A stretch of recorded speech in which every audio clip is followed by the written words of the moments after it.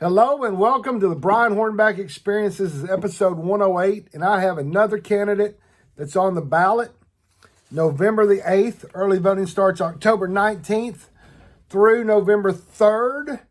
And this is current state representative Gloria Johnson of, I guess it's still District 13 now? No, 18? What is it? No, it's 13. 13 now, but you're running in District 90. Correct. Yeah. Correct. So, and we'll talk about it. So, you were elected.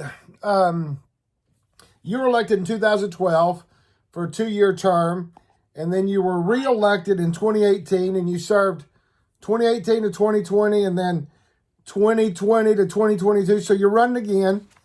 And so go ahead. I mean, I think everybody knows, but go ahead and let's talk about the fact that every 10 years things get redistricted, and somehow by some strange quirk, that was somewhat sarcastically, but some strange quirk, you wound up, your district, or where you were living then, got into Sam McKenzie's district. So in order for you not to run against Sam McKenzie, you got to run for this House District 90. So kind of give us your take on that. Sure. Yeah, we knew redistricting was coming, and we know that we have a supermajority of my colleagues across the aisle, and it was going to be an interesting year for redistricting. But a few blocks around my house were drawn into Representative McKenzie's district, House District 15, and so I was not going to run in a district that has, in modern history, had Black representation. I believe that we need to keep as many of our minority representatives in office. And so I decided to move back into the district that I've lived in for more than 30 years. So I was drawn out of a district that I have lived in for more than 30 years. And so I moved about six blocks, so I can be back in what used to be House District 13, but now is House District 90, and it encompasses about 60% of the District 90 was in House District 13. Yeah, so to talk about the new district, District 90, it basically, if we start down here in my neck of the woods, it basically starts at about Cedar Bluff East, more or less runs north of the interstate. I know it comes south of the interstate. Except for a little bit. Yeah, it comes across a little bit, like around West Hills and Dean Hill a little bit. But basically follows up north of Interstate 40, basically from East Cedar Bluff all the way up to Easttown Mall. Is that right? Yeah. So, so, I mean, redistricting happens, that happens, and so you're running, and so, I assume it's a competitive election. You've always had competitive elections, but let's talk about you retired from Knox County Schools after almost 30 years teaching special needs children, right? That's correct. Yeah, I taught special ed for 27 years, most of it in Knox County. And absolutely a career that I loved and enjoyed. Teaching is it's one of the greatest jobs you can have, because a lot of times it just doesn't even feel like a job. You're right. You get to help kids and see them succeed and give them the tools that they need to be successful later in life. And it's just a great thing to be a part of. And what some people may not know is you graduated as a Farragut Admiral. Yes, I went to Farragut. I was the first freshman class to go all 4 years in the new school. Oh wow, okay. And that was I graduated with a wild and crazy class of 80. Wow. That's awesome.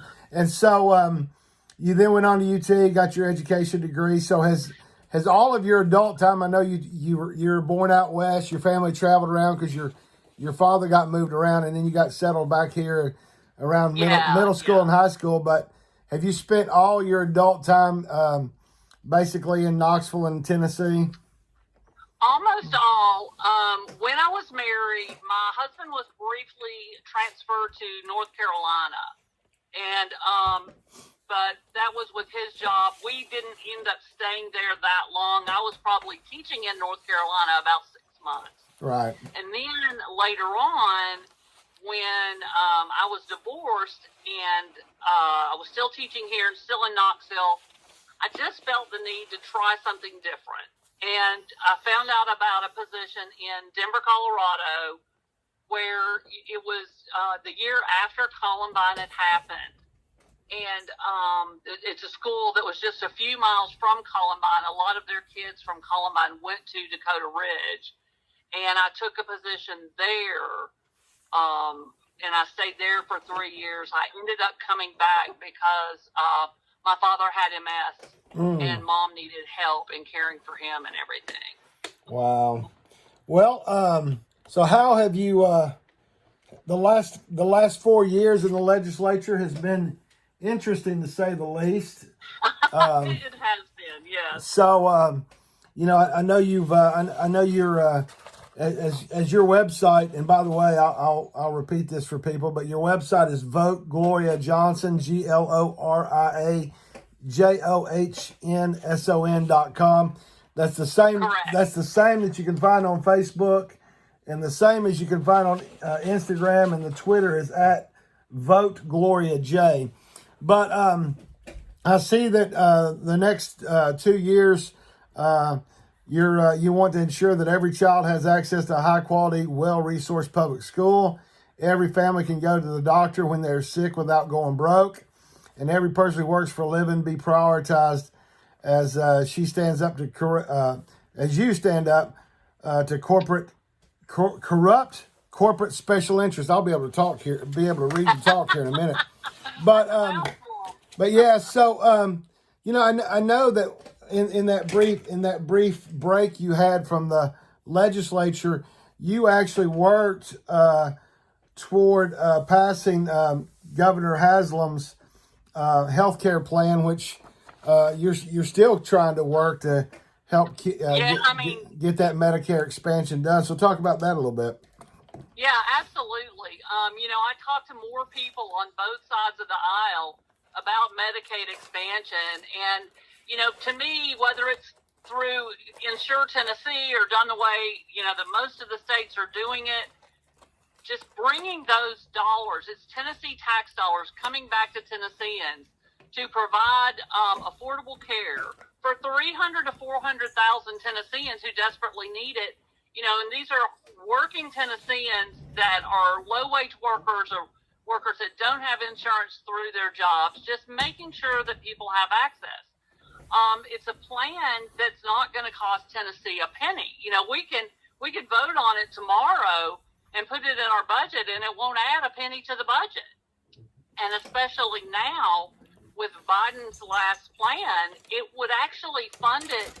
The small percentage that's not funded by the federal government will be funded for the next 8 years under the last Reinvestment Act.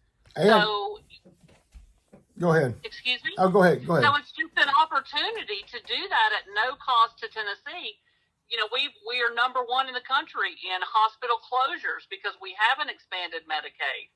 We are in the top, if not the top, I think we are definitely in the top for medical bankruptcies in the country.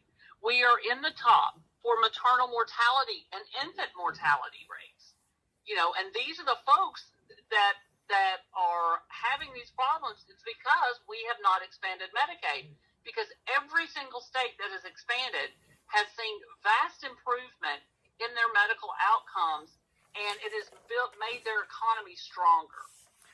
And we have a very healthy rainy day balance, do we not?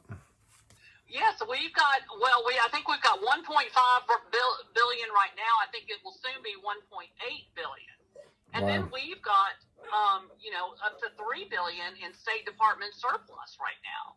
Wow. So the idea, that we're going around bragging about the AAA bond rating, I think it's great to be a state that is economically healthy. However, how can you brag about that when our schools are 46th in the country in funding? And when we have one of the 10 highest poverty rates in the country, and we're not getting TANF funds out to families who deserve them in an expedient manner when we've got such a high percentage of people in poverty. It fluctuates anywhere between 20 to 25% of our kids going to bed hungry. Now, And how do you brag about that when we've got bad health outcomes? We've got too many people in poverty. We're underfunding our public schools. I say we do some work on those things. Right. Now, you serve on the Government Operations Committee, the Naming and Designating Committee, the Health and Safety Committee of the second extraordinary session, and the Judiciary Committee of the third extraordinary session. So when the new speaker took over in August of 20 or 21, you got on the Education Committee for a short time, but I guess when everything got. Then when I was the only member who didn't vote for the speaker, I didn't get on the Education Committee again. Interestingly enough. So he became speaker in like August, and then I guess the next session started in January. Second year of that session, he was there, and I was on the Education Committee. Then the next year, he did not put me on the Education Committee. Well, I've seen you've got several bills that you've sponsored. You're working on trying to get the minimum wage from starting at 15 and going up to 20. I mean, obviously, you have a super majority of the other party running the legislature. So how is that? The real bill that we wanted to, there were several minimum wage bills. Right. But we were looking really predominantly at the one that went up incrementally. Started at 13 and went up incrementally. Right. I think that is the one that's most likely to be successful because both sides of the aisle, both Democrats and Republicans, agree we need to raise the wage. We can disagree on how much that needs to be, but when you look at like states like Arkansas, who put it on the ballot, and they did an incremental increase, and so I think that's probably the best way to go when we're talking about raising the wage, because everybody agrees we need to raise it, but not everybody agrees on the rate that it needs to be. Right, and I noticed that you're one of the sponsors on the joint resolution that actually is the anti-slavery constitutional amendment that will be on the ballot November the 8th as well. So, kind of talk about there was only in the Senate it was evenly split, 4 Democrats, 4 Republicans. In the House, there were 2 Republicans and the rest Democrats. But kind of talk about because that's one thing, in addition to introducing people to hopefully every candidate that's going to be on the ballot November 8th, I do want to talk about the constitutional amendment. So kind of talk about the thought on that anti-slavery constitutional amendment. Obviously, it's going to take and put in our state constitution the fact that we're going to remove racism out of right. So talk about that. Not in any case, not with incarceration or anything, slavery will not be mentioned in our Constitution. Right. And it's got broad bipartisan support. I mean, the board, I am on the board statewide, and I think Corker is chair of the board. And in Knoxville, I know that Glenn Jacobs is on the board, American Cannon's on the board, I'm on the board. So there is broad bipartisan support for this. People like to talk about how we disagree, but I'd say probably 85% of our votes we vote together. I certainly have signed on to co-sponsor Republican bills every year. I get asked to sign on those bills, and so people like to think we're just so divided, but there are a lot of things that we do agree on as well. And I think there's broad bipartisan support on this constitutional amendment. And, I like to think that there are more things that unite us than divide us. However, because almost all of my legislation, I might even say all of it, I can't think of everything in particular right now, but is favored by the majority on both sides of the aisle. Medicaid expansion easily supported on both by Republicans and Democrats, and especially independents. Independents are hardcore in support of Medicaid expansion, but it's also the majority on both sides of the aisle. I also run, a big thing for me when I came back in 2018 was paid family leave. At the time, I had 3 friends who were pregnant with triplets. Wow. And so one was a police officer, one was a firefighter, and one owned her own business. And so with triplets, it's an automatic C-section. So it's an automatic 6 weeks that you have to be out. But you oftentimes, because of triplets, you might have some time in a NICU and things like that. So, it's important to have the time that you need. And so I think that paid family leave bill is so important for Tennessee families. And it's the very least that we can do. And in all the states that have passed paid family leave, you see that the businesses are thrilled, that the employees are happy. Businesses spend less money training new employees. It's a win for everybody. It's well over 90% called a success by both businesses and the workers in the states that have it. And I chose a very conservative plan. And it is overwhelmingly supported by 83% of the folks in my district, but also of folks statewide, because it has been polled statewide as well. Wow. So how do you stay in contact with your constituents? Obviously, when people email you or call you, you talk to them, but I suspect that you stay in pretty good contact, and I know your admin. I know your admin can track you down too. So just kind of talk about your constituent service work. It is, that's critical. It's so important, and so many people don't even know. I can't tell you during COVID how people struggled to get their unemployment. And when they found out, they could call me up and I would answer the phone. It was like some people cried because they finally got somebody on the phone and they were in such dire straits. Yeah, I know. I know Representative Calfee from Roan and Lenore City. I know he and his admin really helped a lot of people, especially, a lot of small businesses that were closed because of COVID, hairdressers and those folks. I helped a whole lot with folks in the hairdressing field, and it was just, there were thousands, and I put it out on all my social media.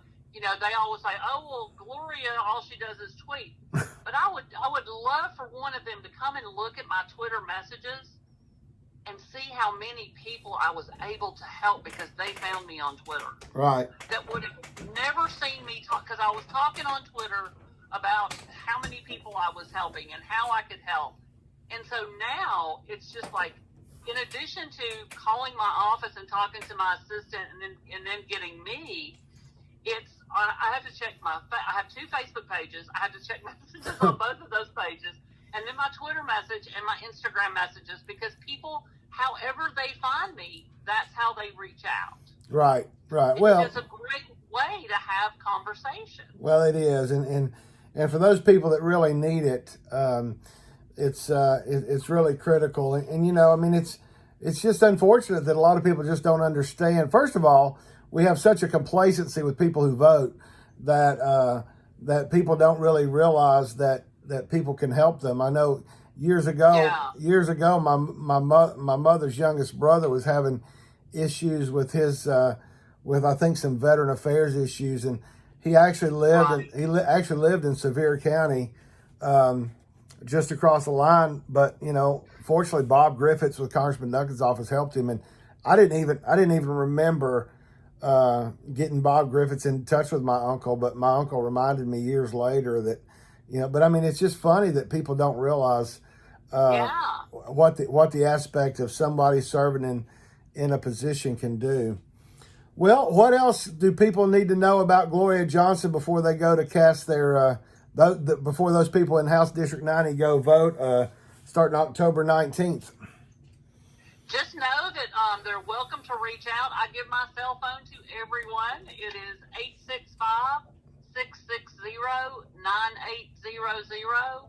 And I like for people to call and ask questions. A young man called me he had actually talked to one of my phone bankers, and he still had more questions that she really didn't know. A lot of times people have questions on issues that are different from the main ones that we talk about. Right. Right. I know one time I had somebody say, well, I want to know if she wants to outlaw pit bulls. And they're like, well, here's her cell phone number. You can call her and ask her. But, people have a lot of different questions. And so he had some different questions to ask me, and he had some questions about schools in particular. And so it was great to be able to clear things up for him and have those conversations. And so for me, it is having those conversations. I sent out a survey with my last card through my office just to kind of see what issues people cared about. Did they need a phone call from me on help on any of the things that we can help them with, be it TennCare or SNAP benefits or unemployment, all those kinds of things, and just to let people know that we are somebody they can reach out to for those things. Well, and I think most people are probably going to be surprised when they hear Gloria Johnson and Brian Hornback on the Brian Hornback Experience. But you and I ran into one another. I think the same night we both met Chief Noel over there with Seema Singh over in Northwest, and then we had a chance to talk before the TV&I Fair lunch. And no matter what happens politically, my main thing is that I just want people to have information, and I want the people who are going. I would love for a lot of people to vote, but I really want people that are voting to know what they're voting for. So I want people to hear both sides or all sides, and then they can cast votes. I will remind everyone that it's Vote Gloria Johnson, GLORIA Johnson, JOHNSON.com. Also, Vote Gloria Johnson on Facebook, Vote Gloria Johnson on Instagram, and on Twitter, where she gets a lot of comments apparently and a lot of messages. It's at Vote Gloria J. But Representative Johnson, I appreciate you being on here, and between now and October 19th, I know you're going to be busy, and I know from October 19th and November 8th you're going to be busy, and we'll see how everything happens out on November 8th, and we wish you well. Yeah, well, everybody's busy, and I appreciate it because you're so right. I mean, what people don't realize is it's during an election, we're really accessible. Right. You can go out and to any of our events and ask direct questions. I was talking with Jason Martin, who's running for governor. He's just out in public spaces, and anybody, it doesn't matter what side of the aisle you're on, if you've got a question, ask. Please ask. We are open to those conversations. We want to talk to people and hear what they're thinking and hear what they care about. And like you said, we want people to be informed. And it's in these local elections, you can do that. And thank you, Brian, for getting this information out. Oh, you're welcome. And I met Dr. Martin, I guess when he first started campaigning. I went to a Blount County event, and I think I about made 2 or 3 of the Blount County Democrats have heart attacks, but we were under pavilion, so we were all COVID safe. But I did meet Dr. Martin, and at some point I need to try to get him on here before October 19th as well. But certainly do appreciate you being on, and wish you well, and we'll talk to you soon. All right, absolutely. Thanks for doing it. Thank you. See ya. Bye-bye. Bye-bye.